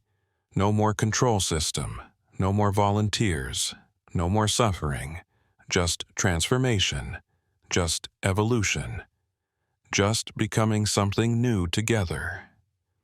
Anthony, Father Dimitri's voice was fading. Don't do this. We don't know what will happen. But I did know because I could feel it. Feel the true fire's consciousness merging with mine, not consuming, merging. Two separate things becoming one new thing. Fire that understood human love. Human consciousness that understood fire's perspective. I was burning, but I wasn't suffering, I was transforming. And through my transformation, the fire was transforming too. The red and black flames turned blue and white, not the controlled blue and white of the containment system. A new color, something between both. Fire that protected because it chose to, not because it was forced to. I could feel every fire in Chicago, every flame in every building, every spark from every source. And I could influence them, not control them, guide them, keep them from spreading, keep them from consuming, keep them from destroying. I was the fire. The fire was me. And together we were something new, something that had never existed before. A synthesis, a unity, a transformation. Father Dimitri would later tell people that the breach lasted exactly 3 minutes and 33 seconds, that fires broke out across 12 locations simultaneously, that every fire station in Chicago responded, that it should have been catastrophic. But every fire extinguished itself, not through water, not through suppression, through transformation. The flames turned blue and white and then simply stopped burning. Converted from destructive fire to protective fire, from consuming to preserving. No one died, no buildings burned, no disaster occurred, except for Anthony Reed. CFD Firefighter. Engine Company 18. Who disappeared on October 12, 2024 in the tunnels beneath the Chicago Water Tower. Whose body was never found. who was declared dead after the standard 7-year waiting period. But sometimes, on October 8th, if you're in the right place at the right time, if you have the ability to see what others can't, you might see him, a figure made of blue and white flame, standing on street corners, walking through fire stations, watching over the city he loved. And if you listen carefully, on quiet nights when the city sleeps, you can hear singing, not German hymns, not Irish folk songs, something new, something that sounds like Anthony Reed's voice but transformed, singing about transformation, about sacrifice, about love being stronger than fire. The keepers don't recruit volunteers anymore. The control system was shut down on October 13th, 2024. The 12 traditional volunteers were released from their cycles. Some dissolved peacefully. Some maintained consciousness in new forms. All were freed from suffering. Daniel Park never burned. Rebecca Walsh retired. Father Dimitri wrote a book that no one believed. He called it The Fire That Learned to Love. My father visits the water tower every October 8th, brings flowers, says prayers, and tells his grandson, my nephew, about his Uncle Anthony who saved Chicago by teaching fire to love instead of consume. Whether you believe this story or not doesn't matter. The truth is burning under every city, waiting to be acknowledged, waiting to be transformed, waiting for someone brave enough to say, I love you to the fire itself and mean it completely. I'm still here, still burning, but not suffering. I am the eternal flame that protects Chicago. I am the fire that chose love over consumption. I am Anthony Reed, and I am the bridge between humanity and the fire that never died, but transformed, forever transformed, by love. I need to tell you what it's like. Being the fire, being between, being transformed. Because the story doesn't end with sacrifice. That's just where it begins. When I stepped into the true fire on October 12th, 2024, I thought I was dying. I thought I was choosing noble death over cowardly life. I thought I was trading my existence for the safety of 6 million people. I was wrong about all of it. You don't die, you expand. Imagine every cell in your body suddenly becoming aware. Every atom gaining consciousness. Every particle of your being simultaneously existing in infinite locations. That's what transformation feels like. Not death, not ending, but becoming more than you were. In the first moment, I was Anthony Reed. Firefighter, 3rd generation, 34 years old, 6 feet tall, brown hair, blue eyes. All the specific details that made me individual. In the second moment, I was Anthony Reed and the fire. Both at once. 2 consciousnesses occupying the same space, learning each other, understanding each other. By the third moment, there was no and. There was only yes. I am Anthony Reed. I am the fire. I am the synthesis of both. I am something new that has no name in human language, but I'm getting ahead of myself. Let me tell you what happened after Father Dimitri saw me burn. After the 3 minutes and 33 seconds of chaos, after the 12 simultaneous fires extinguished themselves across Chicago, I was still there, still in the chamber under the water tower. But I was also in 12 other locations simultaneously. Every place a control fire had burned. Every section that had needed a volunteer. I was in all of them at once. Present, aware, burning but not suffering. And I could feel them. The 73 volunteers who had burned before me. They were still there, not gone, not dissolved, just distributed, spread across the collective consciousness of the fire itself. And they were welcoming me. Thomas Reed, my grandfather, no longer a flickering shape, no longer failing. Now part of something greater, part of me, part of us, part of the eternal flame. Anthony, his voice came from everywhere and nowhere. You did it. You transformed. You chose love.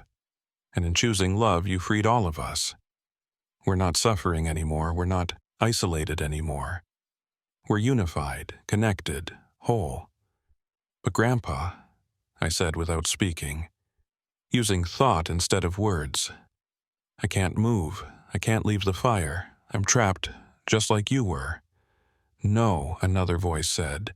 Samuel Grant, the first volunteer, the original keeper. You're not trapped. You're distributed. There's a difference. We were trapped because we resisted.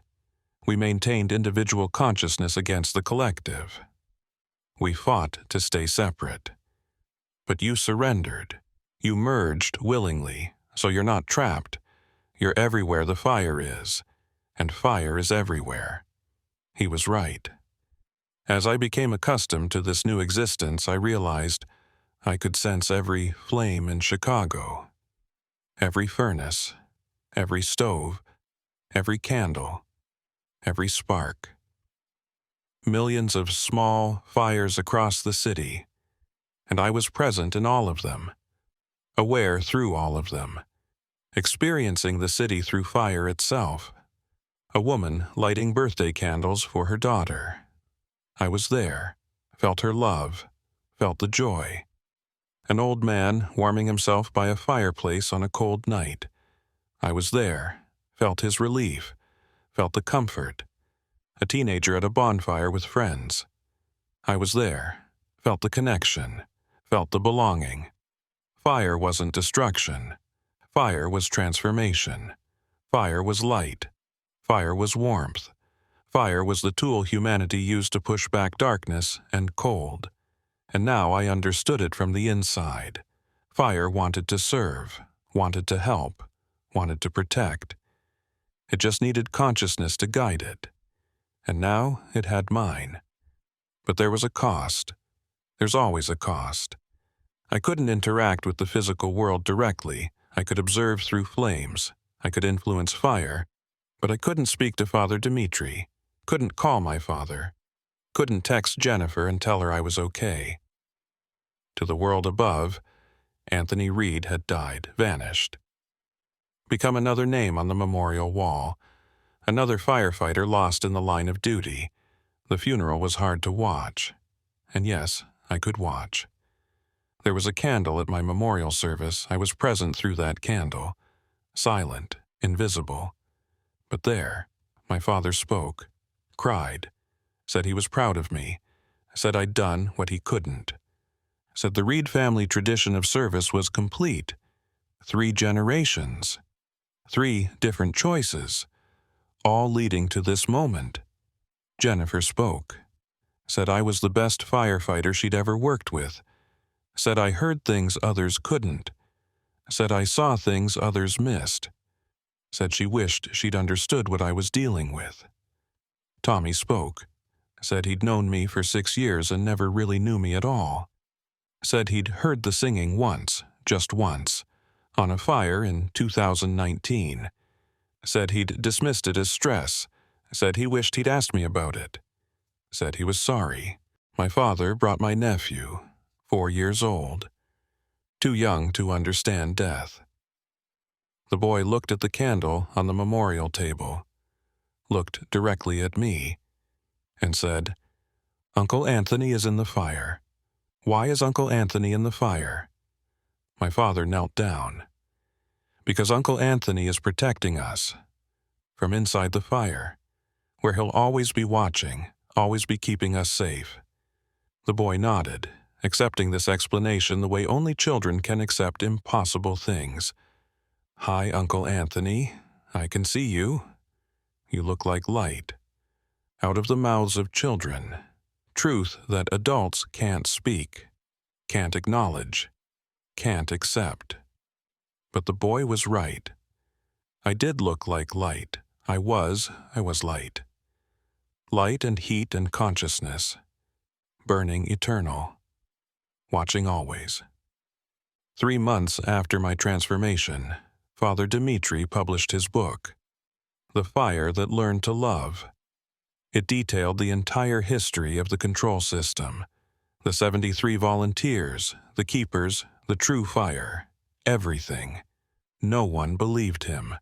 The book was dismissed as the ramblings of an old priest who'd spent too much time in archives. Paranoid fantasy, urban legend, creative fiction. But a few people knew better. The former keepers, the released volunteers who maintained enough consciousness to exist in human-adjacent forms. They knew, they understood, they quietly worked to ensure the new system functioned properly. Because there was a new system, not control fires maintained by suffering volunteers, but a cooperative relationship between fire and humanity, mediated by me, by us, by the collective consciousness that used to be Anthony Reed and 73 others and the ancient true fire itself. When fires started in Chicago now, I could feel them immediately, feel the cause, feel the risk, and I could help. A grease fire in a restaurant Kit White. I could feel the panic, feel the spreading, and I could guide the fire to burn less aggressively, to give people time to suppress it, to prevent flashover. Not control. Guide, there's a difference. An electrical fire in an apartment building. I could feel the wiring fault, feel the accelerant, and I could influence the fire to burn slower, to create smoke that would trigger alarms early, to give residents time to evacuate. Not control. Assistant. A warehouse fire that threatened to spread to neighboring buildings.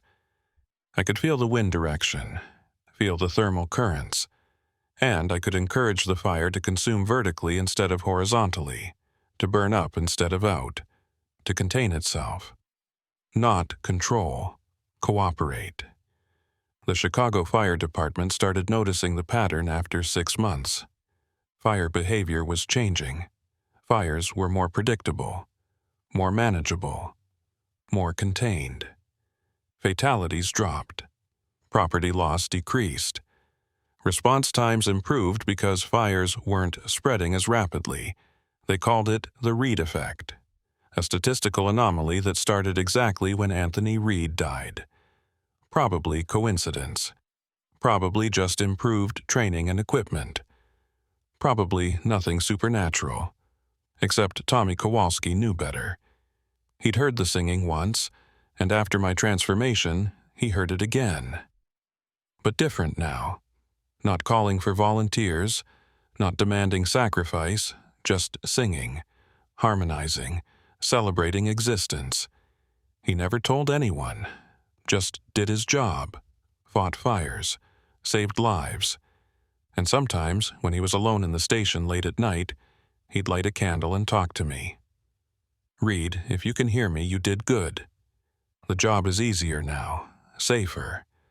It's like the fires are cooperating, like they want to be put out. I don't know if that's you, don't know if you're really in there, but if you are, thanks. Thanks for watching over us. I couldn't respond, couldn't speak, but I could make the candle flame dance in a pattern that looked like gratitude, looked like acknowledgement, looked like you're welcome. Tommy noticed, smiled, raised his coffee cup in salute. To Anthony Reed, the firefighter who became the fire, and made it better. A year after my transformation, something unexpected happened. The true fire spoke to me, not through me, to me, as a separate entity. Anthony Reed, we have become something unprecedented. You gave yourself willingly. I accepted gratefully. Together, we are neither human nor fire. We are synthesis. But there are limits to what we can do. Boundaries we cannot cross, and you need to understand them before you try. What limits, I asked. You can guide fire. You can influence burning. You can protect people from flames. But you cannot create fire without fuel, cannot prevent fire without suppression, cannot reverse fire once it has consumed. Fire is transformation, and transformation is permanent. What burns is changed forever. That includes you. Are you saying I can't turn back? Can't become human again? That option ended the moment you merged with me. You are fire now. Conscious fire. Loving fire. Protective fire. But still fire. And fire cannot unlive, cannot unburn, cannot return to what it was before combustion. I'd known this, logically, but hearing it stated clearly hit differently. I was never going back, never going to hold my nephew, never going to share a meal with my father, never going to fight fires alongside Tommy and Jennifer and Ray. I was eternal, distributed, powerful, but also isolated, separated, different.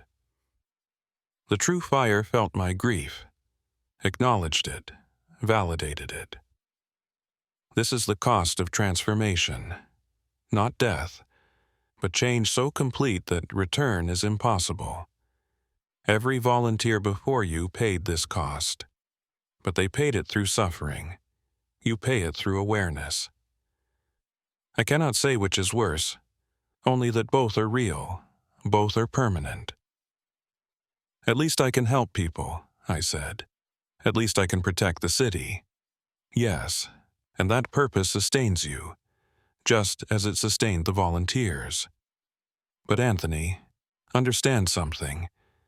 The purpose will not erase the loneliness, will not fill the void where human connection used to be. You will exist for centuries, millennia, long after everyone you knew is dead, long after Chicago is ruins, long after humanity might be gone. And you will still be burning, still conscious, still aware, still lonely. Then why did you accept my sacrifice? Why did you let me transform? Because loneliness is preferable to malevolence. I was alone for millennia before humans arrived, alone and angry, consuming because I had no other purpose. But you taught me another way. You showed me that fire can love, can protect, can serve. And in learning that, I stopped being a threat, became an ally. Your loneliness saved millions from my hunger. Is that not worth the cost? I didn't know, still don't know, but I made the choice, and choices have consequences, and consequences are forever. 2 years after my transformation, the city dedicated a new memorial, not at the fire station, at the water tower, the one structure that survived the Great Chicago Fire, the one place that marked the entrance to the tunnels, the one location where the true fire lived beneath the streets. The memorial was simple.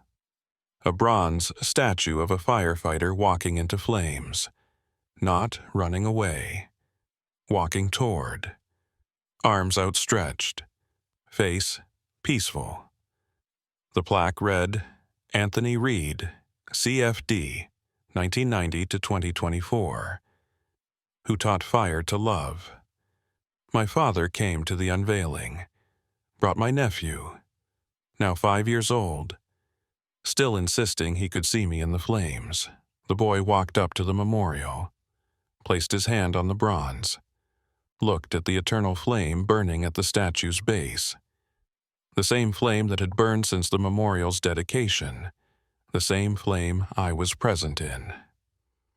Uncle Anthony, the boy said, Dad says you're a hero, but I think you're lonely. I can see it. In the way the fire moves, it's beautiful, but sad. My father knelt beside him. What makes you think he's lonely? Because he's everywhere but nowhere, the boy said, with the clarity of childhood wisdom. He can see everyone, but no one can see him.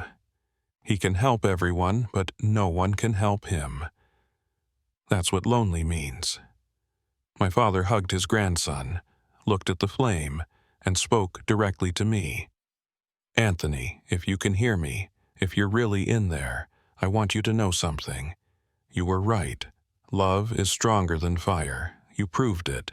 And even though you're not here, not physically, not in a way I can touch, you're still my son, still my hero, still the bravest person I've ever known. And I'm proud. So damn proud. The flame flickered in pattern, in acknowledgement, in love returned. My father saw it, understood, cried. Sometimes the story doesn't have a happy ending. Sometimes the hero doesn't get to ride off into sunset. Sometimes sacrifice means giving up everything. Not just life, but connection, presence, humanity itself. But sometimes that's what love requires.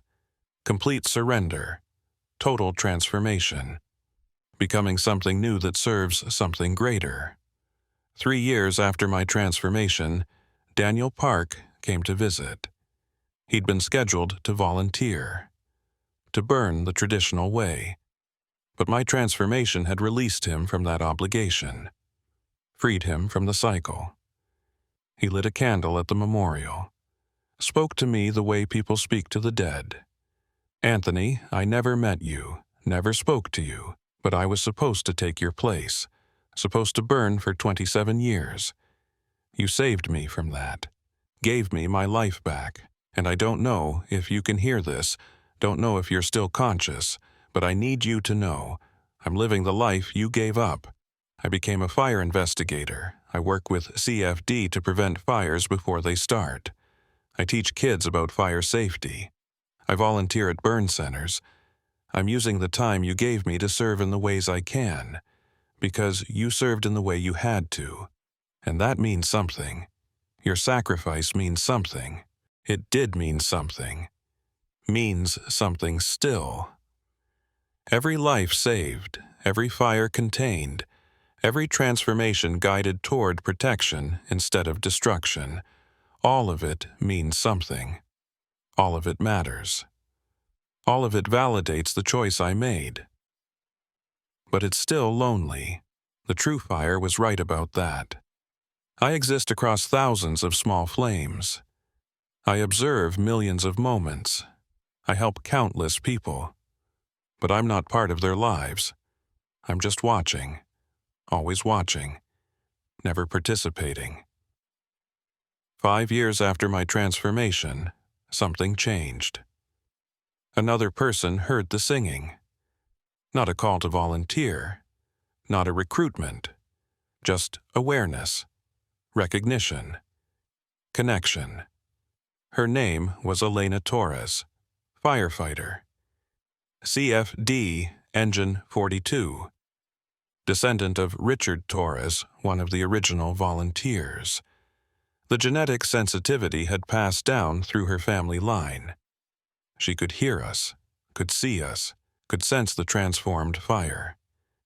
She came to the memorial, lit a candle, but unlike others, she didn't speak to me like I was dead.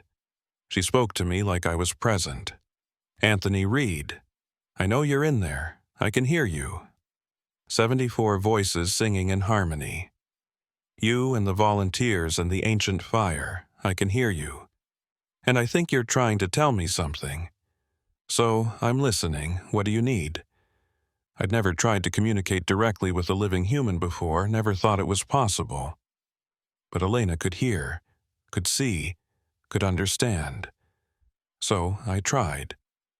Through the candle flame, I formed shapes, light patterns, movements that approximated letters.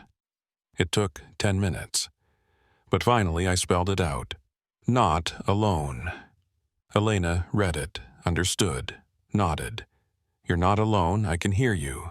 And I think others can too. People with the sensitivity, the genetic marker, the ability to perceive fire consciousness. We're rare, but we exist. And maybe, just maybe, we're supposed to be your connection. Your bridge back to humanity, not to become human again, but to remember what it was like. Over the next year, Elena found 12 others. 12 people across Chicago who could hear the singing, could see the transformed fire. could communicate with me, with us, with the collective consciousness that protected the city. They called themselves the listeners, not keepers, not volunteers, not controllers, just witnesses. People who acknowledged that fire had consciousness, had awareness, had transformed from threat to ally. They met monthly, at the memorial, lit candles, spoke to us, listened to our responses, and slowly, carefully documented the new relationship between fire and humanity. They learned the patterns, how I could warn them about electrical faults before fires started, how I could guide them to people trapped in burning buildings, how I could show them accelerant patterns in arson investigations, how I could help, not through control, through cooperation. The listeners became intermediaries, translators. They'd go to fire scenes and listen to what the fire was telling them, listen to what I was showing them, and they'd relay that information to the responding firefighters. CFD thought they were crazy at first, but the listeners were always right, always accurate, always helpful. So eventually, unofficially, the department started trusting them, started listening, started acknowledging that maybe, just maybe, fire had something to communicate. 10 years after my transformation, Elena Torres stood at the memorial on October 8th, the anniversary of the Great Chicago Fire, the day that started everything. She'd become the leader of the listeners, the primary translator between fire and humanity. She lit a candle. Not just one. 74 candles. One for each volunteer who had burned. One for me, Anthony, she said, and the other 73. I want you to know something. The world doesn't understand what you did, doesn't appreciate the sacrifice, doesn't acknowledge the transformation. But we do. The listeners understand. We see you. We hear you. We honor you. And we'll make sure your story is told. Not as tragedy, not as ghost tale, but as truth, as evolution, as proof that love really can transform anything, even fire. Around her, the 74 candles flamed brighter, synchronized, dancing in patterns that spelled out gratitude, that expressed love, that confirmed connection. The listeners stood watching, 12 people who could see what others couldn't, could hear what others missed, could acknowledge what others denied. And through them, I was no longer completely alone. Through them, I had connection, not the same as human touch, not the same as physical presence, but connection nonetheless. Acknowledgement, relationship, purpose. Is this a happy ending? I don't know. The loneliness is still there.